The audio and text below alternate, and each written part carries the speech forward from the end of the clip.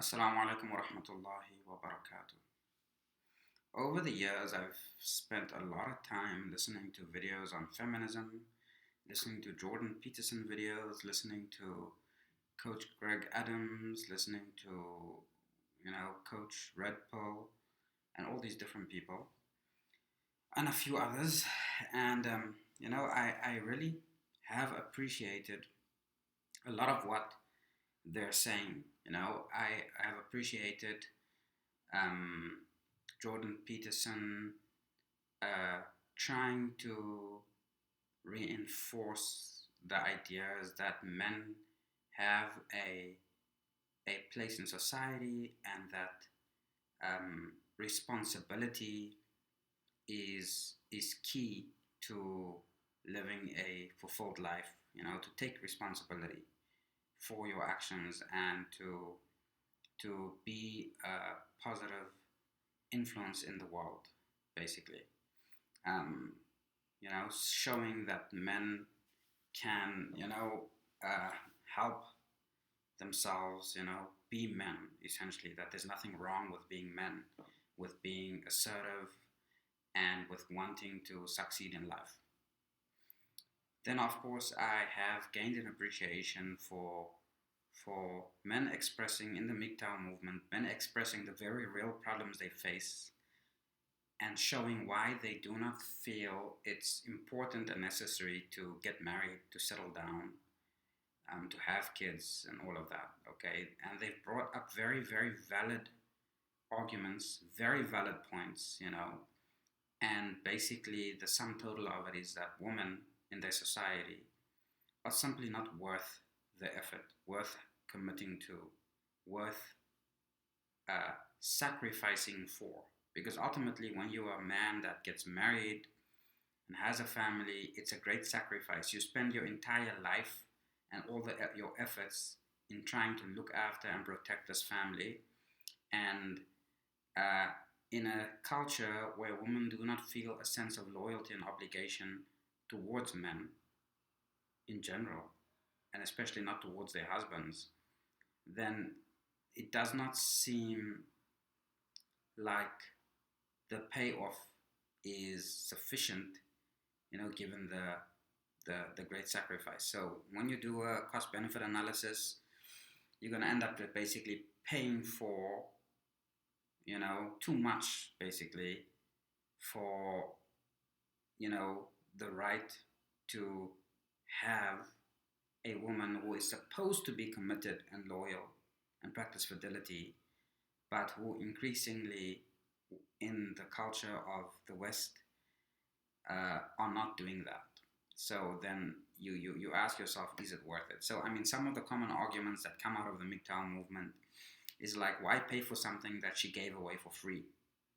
Okay, so they're saying, look, it's not likely in the West that you're ever going to marry a virgin. You're going to marry a woman that's slept with 10 or 15 or 20 guys who then decides now she wants to settle down with you, so that you can have the exclusive right to sleep with her, basically, exclusively, and start a family with her, not knowing whether it really will be exclusive, in other words, because old habits die hard. Once you've gotten in the habit of sleeping around, well, then being with one man gets boring. So anyway, so that's kind of there are obvious and definite grievances, and I do understand. It's not that I don't understand where they come from. I may be Muslim, but I also have experienced and lived in Western culture most of my life. But the thing that has mitigated and facilitated, has mitigated or kept at bay the influence of Western culture in my life, though I am a Westerner, is Islam. And so basically this is a where I bring my bit to the table, okay? So, and where I am essentially against MGTOW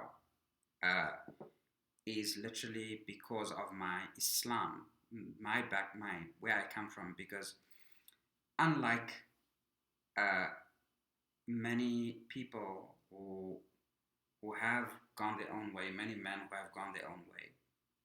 One of the major differences, I think, between me and them, despite my agreeing with all their grievances and my understanding where they come from, is simply that I cannot possibly have those same grievances that you have. And the reason why I don't have those same grievances you have is because I'm a Muslim and I have Muslim wives. And that makes a world of difference. And let me clarify what I mean. Okay. You see, in Islam, as it were in Christianity, but unfortunately, most Westerners don't exactly follow Christianity anymore, right? Women were and are generally required to be virgins when they get married. So this question about women not being virgins when they get married is still not a large-scale phenomena. It doesn't happen a lot amongst Muslims. I'm not saying that all Muslim women are saints and Muslim men are good. I'm not saying that, okay? I'm not saying that at all. But it is still largely expected within the custom and culture of most Muslims around the world that unless a woman was not previously married, okay, when you have married her, she is expected to be a virgin. And that the honor of a Muslim woman is very, very important in Muslim culture, sacred if you will. And so to defile the honor of a Muslim woman, meaning to accuse her of immorality, of infidelity, etc., it's a very, very big accusation. It's something that is very discouraged in Muslim society, but also it requires that women who are not married carry themselves in a particularly modest way so that their honor, will not be defiled through misbehavior. So this doesn't mean, of course, that all of Muslim society is good and that there are no covert operations happening, of course. I mean, we're not naive to think that, of course.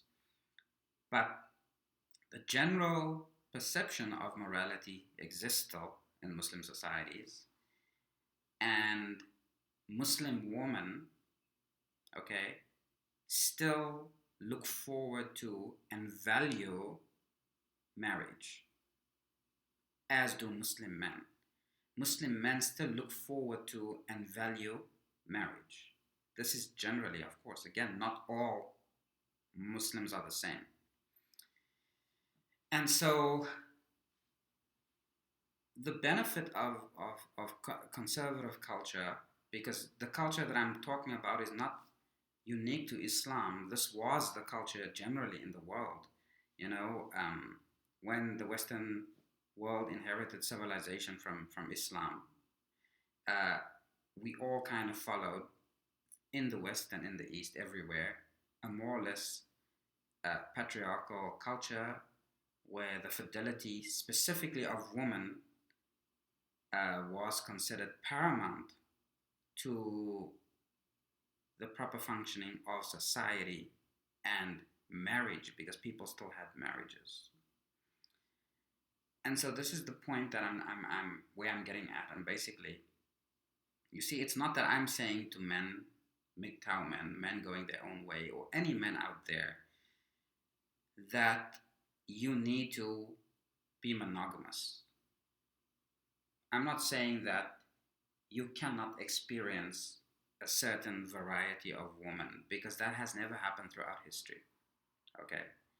What patriarchy ensured, both Christian and Islamic and Far Eastern patriarchy, all the various forms of patriarchy, it ensured and insisted on the fidelity of women. And I'll tell you why this is important, okay? Because the fidelity of woman leads to, okay, the relative fidelity of men. And why is that? Why is that the case? Well, it's because women, as it were and as it is, are the gatekeepers to their own private parts. Meaning, a man does not sleep with a woman, okay, ordinarily, unless it is she actually allows him to sleep with her, okay, unless he rapes her, which is against every convention of religion and society, both past and present. Okay, no one ever considered rape acceptable. Although soldiers and so on used to pillage and rape, it was nevertheless in civil society ever considered acceptable. Okay. So what you have basically is that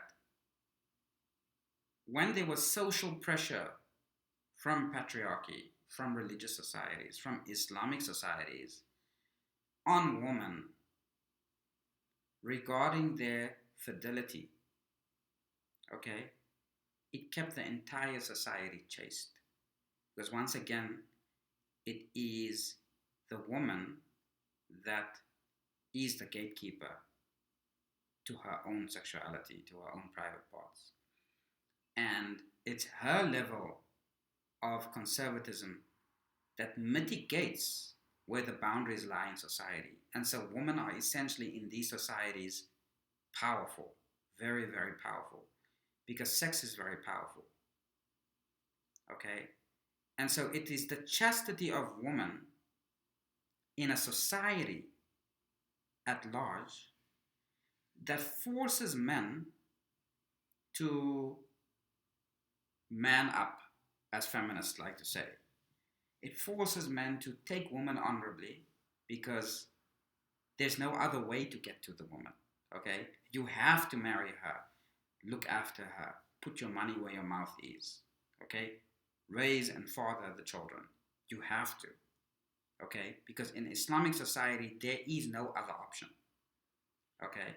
So every young Muslim man and Muslim woman aspires towards getting married, because marriage is the social convention of the Islamic society, and there is no other way to sleep with a woman in an Islamic society other than getting married to her. Okay? Especially within the society. I mean, I'm not saying that Muslim men don't sometimes sleep with women outside of the society who are passing through and so on. I mean, the less moral men do that, of course, because they feel that they can sleep with white American women or other women, for example, that's not from their society, without having to suffer the consequences they would ordinarily face within the Islamic society. Because you can never do that with a Muslim girl. You'll get killed. Okay. So the thing is, what I'm basically saying is that when you in your how do we fix the problem basically in Western society? I mean, am I saying that everyone should convert to Islam? No, I'm not saying that. Okay. What I'm saying is the way that you men in your messed up societies are going to fix the problem is if you are not part of the problem, but you are part of the solution. And by living a hedonistic lifestyle, by pumping and dumping, by having several short-term casual relationships, and then living your life for yourself, you are part of the problem and not part of the solution. And so here's what I recommend, okay? Because I obviously would recommend something in line with Abrahamic traditions and Abrahamic patriarchy, monotheism, all monotheism basically, Judaic, Christian, Islamic, scriptural religions, what we call in Arabic Ahlul Kitab, the people of the book, because I'm not specifically speaking to Muslims. What I recommend is you all of you, okay, in the West, return to your Christian traditions and practice a limited form of or a not a limited form. Let me rather not say a limited form, but practice a form of marriage again. Okay, and so look, now I get it that legally your marriage system is all messed up, right, in the West. I get that your society is falling apart, and you know that things are all upside down, and there's chaos basically reigning in the West.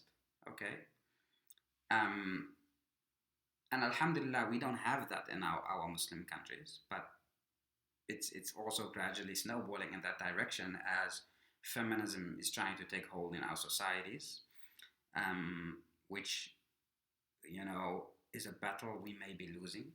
You know, let's hope that it doesn't happen here in our Muslim countries.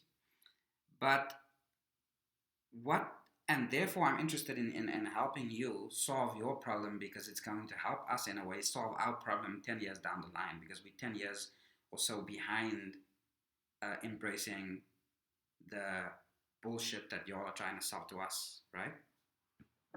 So essentially what I'm saying is now you guys need to revert to practicing marriage in a more biblical sense and less in a legal American sense in terms of your legal code. Because legally in Western countries there has been too much government interference in what constitutes marriage, and too much government interference in allocating rights and obligations within the marriage structure.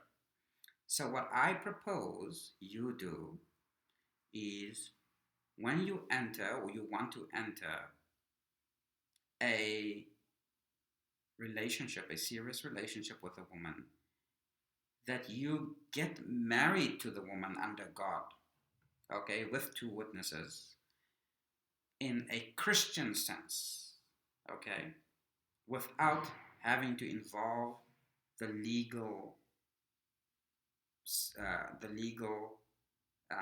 parameters of the law in your country. Although in some countries, when you live with a woman for more than 6 months, she's considered a common law wife, and in which case she will have some rights over you. Okay, I don't know. I don't have answers for you. I don't know how to circumvent that. I'm not also necessarily saying a woman having rights over a man that she's with is a bad thing. You know, depends what those rights are. But be that as it may, guys, what I'm suggesting is that stop with this pumping and dumping casual relationships thing. Okay, you can have a wife under God and not have, and that wife does not need to be a state wife. Okay, she does not have to, it doesn't have to be registered with the state, basically. But you can agree to certain basic parameters of what that relationship constitutes. And I'm going to give you some. And I'm basically borrowing this from Islam and Christianity, Judaism.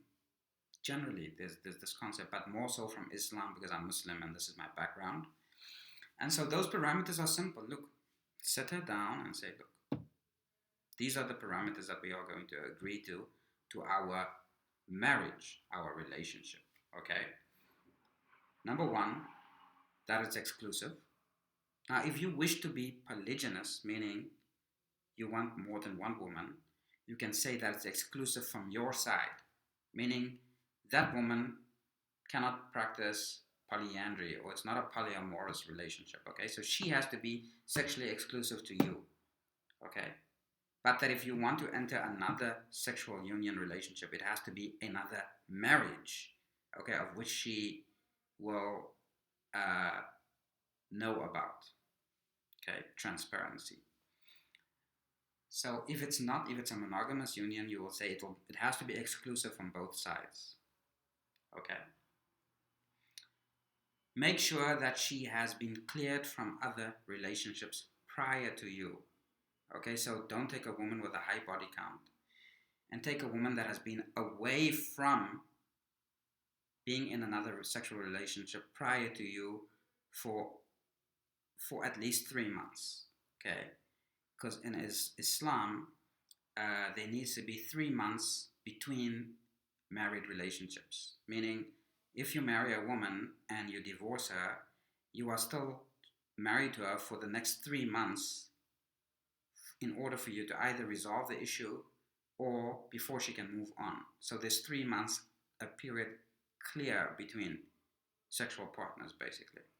So at least 3 months. And there's many good reasons for this, which I'm not going to get into. But this, you can make this kind of agreement, okay?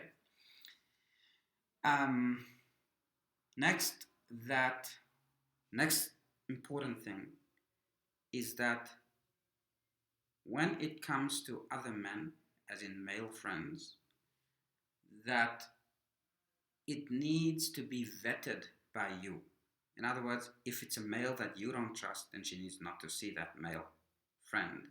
If at all, if you are not comfortable with there being any male company, male friends, then you need to make the agreement that, look, there will be no male friends, period. Okay? So these three things again: exclusive and committed. There needs to be a 3-month period where she was clear from other relationships, and if the relationship results in divorce, there needs to be a 3-month waiting period after. In that 3-month waiting period after, she cannot bar access to you, meaning you must have access to her within that 3 months, even if the relationship ends, so that the two of you can possibly resolve any dispute that you may have and possibly remain together. Okay. And lastly, right, that she not have any male friends that have not been vetted by you. Or if you don't want her to have male friends, no male friends at all. Okay? So those are basic conditions of marriage, by the way. You know, there are some other things you can add. For example, that you will parent the children if there are children from the relationship, that you commit to parenting the children together. You know, regardless of whether you remain together or not, you will parent the children. And then there could be something in relation to how inheritance might happen should either of you die within that contractual agreement. And so those are the basic considerations of marriage, essentially. And you can do that on your own. You just create a contract, a marriage contract, and it doesn't have to involve the state, because in your legal system, you are allowed to live with whoever you want and sleep with whoever you want. Unlike in our legal system, the Islamic legal system, you're not. Okay? So then you will have to sort of revert back to a type of a marriage and get married. Find women that are prepared to commit to you in that way. Okay? And there are many. And trust me, there are many. Okay? There's a lot of women out there in Western societies who are really just tired of casual relationships, who don't like the whole casual relationship system. Even those who, maybe you don't want a woman who says now she's tired of casual relationships because probably she has a high body count, as you would put it, right? But there are women who don't have that outlook and who are looking for more traditional, family-orientated men. And I understand that many of you are afraid of that level of commitment because you would get devoured by your legal system. You'll get devoured by an unfaithful woman. There's so many things that can go wrong. And so yes, because marriages are not generally working, you would think, why do it? Okay. And so finally, I'm saying the reason why you will do it is because then you are living authentically and you are living responsibly. Men have been designed with an innate desire to have a family, to provide for that family, and to protect that family. Thank you very much.